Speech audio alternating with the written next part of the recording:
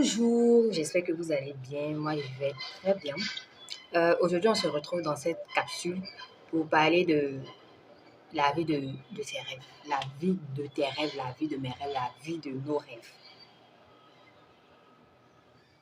Sans ou avec.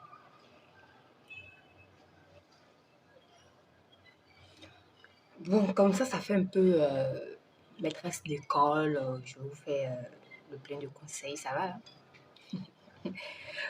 Anyway, bon, je vais les enlever. Je pense que c'est mieux comme ça. Alors, comme je le disais tantôt, on parlera aujourd'hui de la vie, de nos rêves. Comment est-ce que on fait pour atteindre notre idéal de vie? Comment on fait pour devenir la meilleure version de nous-mêmes? Sur chaque aspect de la vie, on a un idéal qu'on veut atteindre.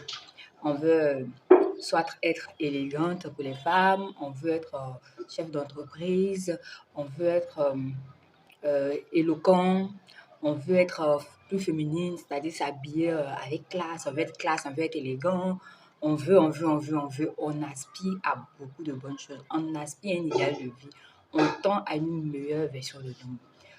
Mais beaucoup n'arrivent pas à atteindre cet idéal de vie-là parce qu'on s'est dit que c'est seulement que dans notre imaginaire, c'est pas possible dans la vie réelle. Alors laisse-moi te dire que c'est possible. Il y a certains exercices qu'on peut faire, qu'on met en place pour pouvoir aller vers cet idéal de vie. Et c'est ces exercices-là que je vais te montrer tout à l'heure afin que tu puisses les mettre en pratique pour pouvoir pas atteindre ton idéal de vie. Alors, le premier exercice à faire, c'est la visualisation. Est-ce que vous savez que il y a un pouvoir dans la visualisation? Dans cet exercice-là, ce que tu vas faire, c'est de, c'est d'écrire. Écrire, parce que lorsqu'on couche ses idées sur papier, on s'accapare de ça. Ça pénètre plus. Quand tu écris une chose, tu as tendance à ne pas l'oublier. Tu as tendance à... Il y a un pouvoir dans l'écriture. Donc, ce que je te demande de faire, c'est d'écrire ta meilleure version de toi-même sur papier. Avec précision. Il ne faut pas faire des grands plans, des gros plans. Il faut écrire avec précision. Je veux être une femme éloquente qui s'habille bien, qui parle bien, qui fait ceci, qui fait cela. Donc, tu vas faire ce qu'on appelle le scripting. C'est le fait d'écrire sur papier sa meilleure version. C'est le fait d'écrire sur papier la meilleure personne, la personne qu'on veut devenir, la personne de nos rêves, la personne de tes rêves. Donc, si tu aspires à être une femme élégante, éloquente et impactante, qui lit beaucoup, qui regarde des vidéos inspirantes, qui, qui éduque bien ses enfants, qui fait ceci, tout ça, tu vas l'écrire sur papier avec précision. Donc, tu vas écrire avec précision ce que tu souhaites être, ce que tu imagines être. Et tu vas maintenant passer à une autre étape, donc dans la visualisation. Dans la visualisation, il y a la partie écriture, scripting, et il y a la partie, euh, comment je peux appeler ça, hein? Visionnage. Voilà, la partie visionnage. Donc, qu'est-ce que tu vas faire? Tu peux programmer. Moi, c'est ce que je fais. Je programme dans mon alarme une heure spécifique. Donc, 9 heures pour moi. Comme ça, je prends 30 et 10 minutes pour m'imaginer ma vie de rêve. Donc, ce que tu as écrit sur le papier, là, tu prends tes 10 minutes et puis tu commences à penser, tu commences à rêver. Un peu comme si c'était le scénario de ta vie. Donc, tu t'imagines sortant de la maison, toute bien habillée, classe, tu croises des gens, tu les salues poliment, tu arrives dans ton entreprise, oui, puisque tu as dit que tu veux être chez l'entreprise, tu arrives dans ton entreprise, tu as une réunion et tu parles avec éloquence. Lorsque tu finis, tu rentres chez toi à la maison, tu retrouves ton mari bien, tout est bien, tes enfants sont sages parce que tu les as bien éduqués, c'est comme ça. Donc, tu vas faire ce visionnage-là pratiquement sur un mois. Sur un mois. C'est très important le visionnage, c'est très très important, il y a un pouvoir dedans. On dit ce que tu penses, c'est ce que tu attires. Donc le fait de te coucher et d'imaginer ta vie, ta meilleure version de toi-même, tu vas finir par attirer cette chose-là à toi. Donc essaie de faire cet exercice-là, tu verras. Tu peux même aller au-delà d'un mois, au-delà de 2 mois. C'est juste un exercice. Chaque fois tu penses, tu vas finir par attirer ça vers toi. Maintenant, la deuxième chose à faire après la visualisation, c'est le pourquoi. Il faut te demander pourquoi est-ce que tu veux être comme ça. Pourquoi tu aspires à ça. Donc, pourquoi est-ce que tu veux devenir ainsi? Pourquoi tu veux être éloquente? Pourquoi tu veux être sexy? Pourquoi tu veux être belle? Pourquoi tu veux aiguiser ton intelligence? Pourquoi tu veux affûter ton intelligence? Pourquoi tu veux apprendre? Pourquoi tu veux gagner en connaissance? Parce que c'est ton pourquoi là, qui va te motiver.